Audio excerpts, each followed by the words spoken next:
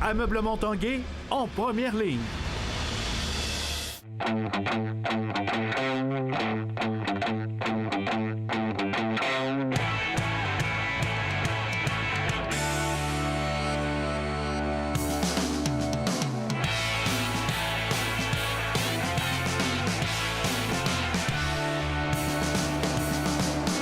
Bon lundi tout le monde, bienvenue à l'Esprit sportif. Dans l'émission aujourd'hui, un peu plus tard, on parle d'un nouveau sport, le Spike Ball. Mais d'abord, parlons de saut acrobatique. C'est en fin de semaine, ici à Lac-Beauport, qu'avait lieu une autre édition du Mondial Acrobatics. Un autre succès.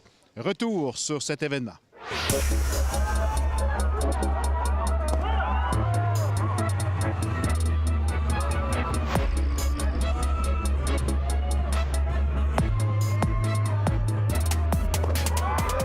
Jonathan Martin, on peut parler de grands succès de cette autre édition du Mondial Acrobatics.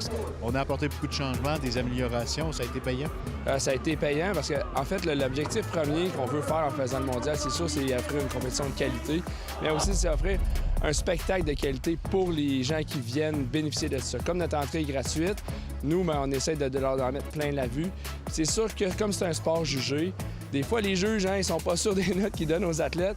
Donc, on a pensé cette année offrir un écran géant pour nos spectateurs qui leur permettait de voir la reprise, de bien voir les manœuvres au ralenti.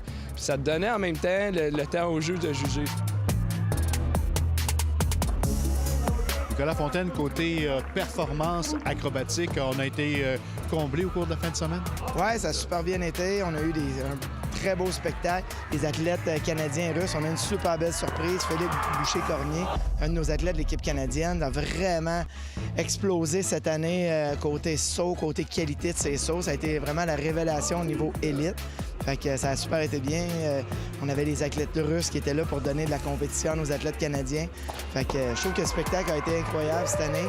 Puis on a atteint, je trouve, le mondial acrobatique, c'est ça, atteint un niveau de maturité. Souvent, on est vraiment une compétition de niveau international, de niveau Coupe du Monde. Alors, je pense que tous les représentants de Freestyle Canada étaient ici et ont été vraiment impressionnés de la qualité de l'événement. Du côté d'élite, on commence à avoir de plus en plus de triple arrière, quintuple vrille.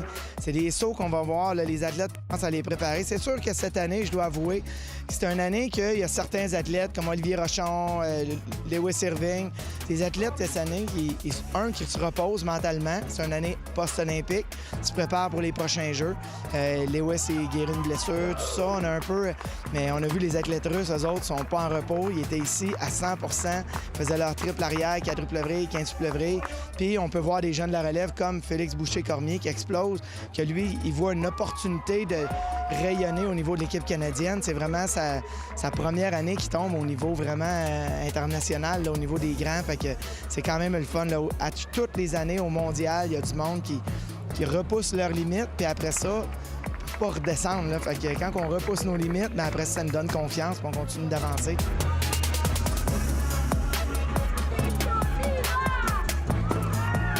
Du côté des jeunes du Québec, on a vu des belles choses? C'est incroyable. Cette année, on avait 70 jeunes inscrits au Mondial Junior. Puis tous ces jeunes-là faisaient du saut acrobatique. C'était pas juste... on a été capable maintenant de séparer le slopestyle du saut acrobatique. Il y a quelques années, quand le slopestyle est arrivé, on avait tout mêlé ça ensemble parce qu'il n'y avait pas assez de monde qui faisait du saut acrobatique. Puis maintenant, on a été capable, on développe autant nos jeunes en slopestyle, en big air, qu'en saut acrobatique avec les bases du ski de boss. Alors, on a vraiment été capable de bien définir chacune des disciplines. Puis c'est à notre avantage parce qu'on a de plus en plus de jeunes au centre acrobatique.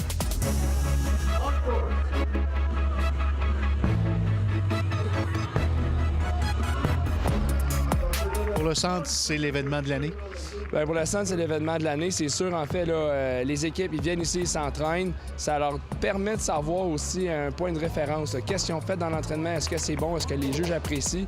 Parce que c'est quand même des juges du circuit de la Coupe du Monde là, qui viennent juger ici. C'est pas des parents c'est vraiment des juges. C'est sanctionné par la Fédération internationale de ski. Donc, la compétition, tant pour les athlètes d'élite, les athlètes de juniors, next-gen, les plus jeunes, les juniors, c'est des moments précis qui vont vraiment servir à évaluer le travail qu'ils ont fait là, durant l'été.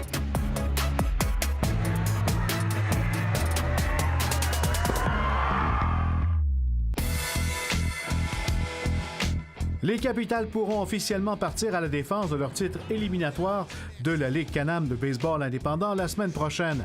En vertu d'une décisive victoire de 10-4 sur les Miners de Sussex County dimanche, la troupe québécoise, qui est deuxième au classement, a confirmé sa place en série. Après une journée de congé, après une éreintante séquence de 27 rencontres en autant de jours, les Capitals entameront une dernière série sur la route en visitant les champions à Ottawa. C'est vendredi à Sherbrooke que le club de football Rouge et Or amorçait sa saison 2018. C'est par une victoire peu convaincante de 14-1 que la troupe de Glenn Constantin a battu le Vert et Or de Sherbrooke. Pour la première fois depuis 2014, le Rouge et Or n'a pas inscrit de toucher en attaque. On n'a pas livré la marchandise qu'on voulait, là. On regarde, on s'attendait à un plus gros score. On voulait vraiment envoyer un message à la Ligue. Encore une fois, la semaine prochaine, on va aller à l'entraînement, on va tout donner. Puis on va être prêt pour le prochain match après. En surf des neiges, le beauceron Elliott Grondin s'est illustré lors des championnats du monde junior qui étaient présentés en Nouvelle-Zélande ce week-end. Le planchiste de Sainte-Marie a décroché la médaille d'argent de l'épreuve de snowboard cross. Elliott Grondin avait terminé en première place à l'issue des qualifications. Baseball, l'équipe Pee-Wee U13 de Québec représentant la province au championnat canadien à Woodstock en Ontario en fin de semaine est revenue à la maison avec une médaille de bronze. La formation de l'entraîneur Stéphane Bédard s'est assurée de monter sur le podium à la suite d'une victoire de 7-1 face aux représentants de la Nouvelle-Écosse. Après la pause, le sport du spike ball.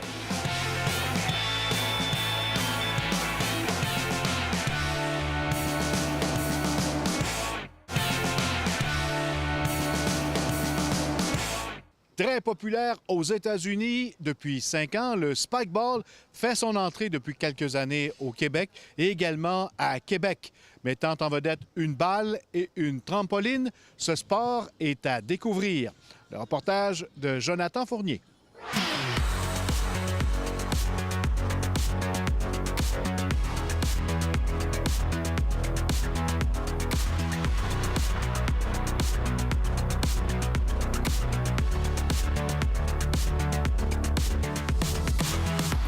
Le spike ball, c'est un jeu qui vient avec un petit trampoline, un petit filet, 2 contre 2. Ça ressemble beaucoup au volleyball de plage.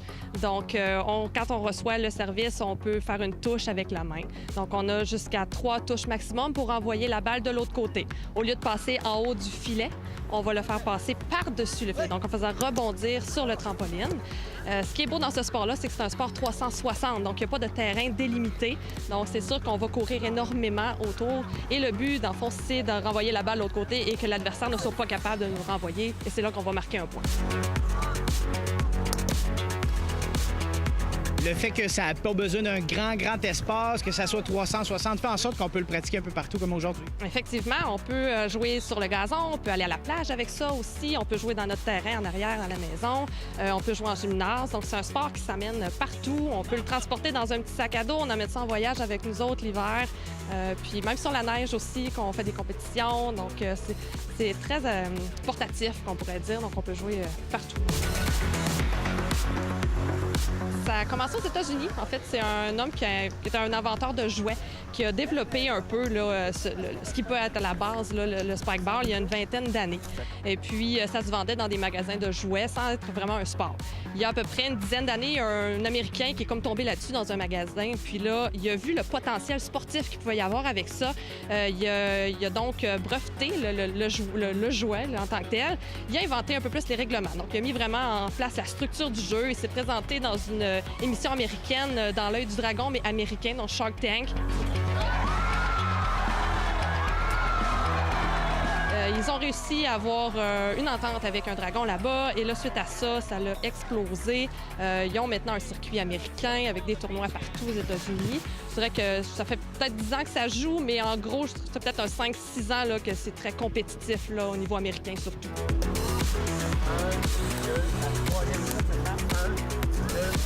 Pour ceux qui prennent ça un petit peu plus au sérieux, il y a un circuit de compétition québécois en ce moment. Oui.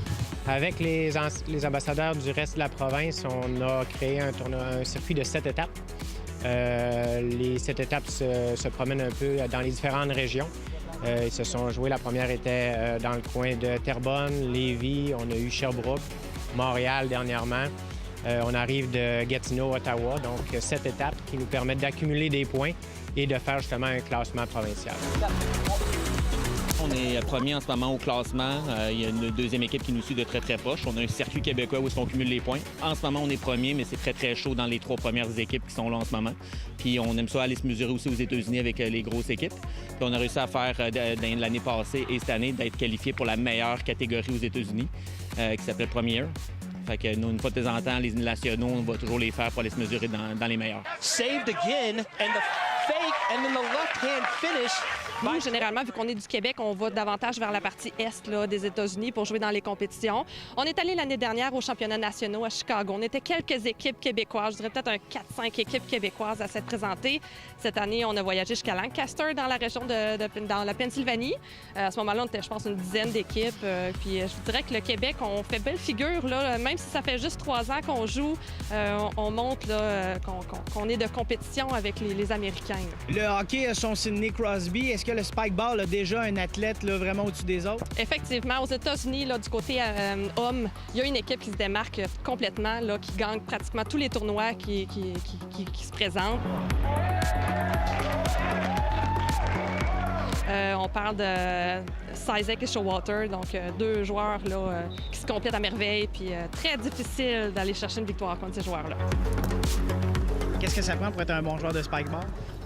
Encore là, c'est du talent sur toute la ligne, qui veut dire être capable de bien juger, avoir beaucoup de réflexes, beaucoup analyser et s'autocritiquer, parce que le jeu change et il faut analyser l'autre équipe. D'une équipe à l'autre, ils ont toutes des façons de jouer différentes. Il faut être capable de s'ajuster très, très rapidement. C'est sûr que les joueurs de volleyball avaient tendance à penser qu'ils seraient avantagés.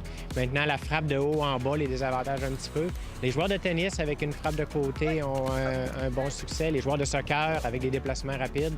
Je vous dirais que moindrement que tu as fait des sports avec de la visualisation 360, là, on a des bons résultats. Eh bien, voilà, cette journée où il faisait bon sauter à l'eau, c'était l'Esprit sportif.